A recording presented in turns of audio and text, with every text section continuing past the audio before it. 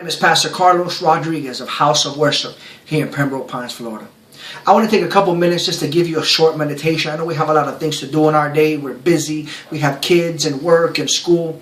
But I just want to give you something to meditate on, something to carry with you, something to think about while you're driving. And I want to read you something from the book of Matthew, the 27th chapter. There's a question that's asked. And just like they asked that question in that biblical times, I want to ask it to you today. There was a man who he stood before a crowd and he asked them all a question. And this is the question. And it says, "What shall I do then with Jesus who was called the Christ?" Pilate asked. They all answered, "Crucify him." There's a long history that goes behind this question that was asked.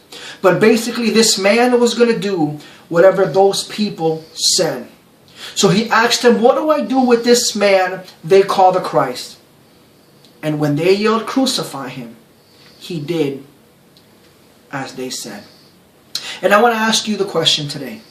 What are you doing with this man they call the Christ? What are you doing with Jesus? What did they do? They crucified him. What did the disciples do? They followed him. What are you doing with him?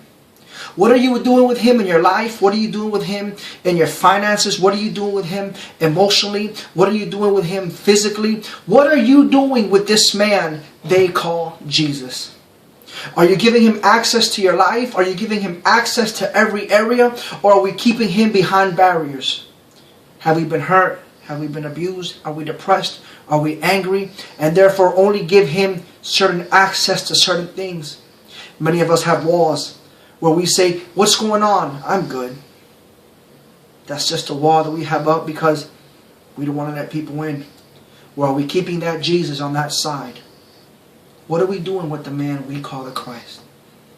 As you're going about your day, I want to ask you, what are you doing with that man? I want you to ask yourself the question, what am I doing with this man?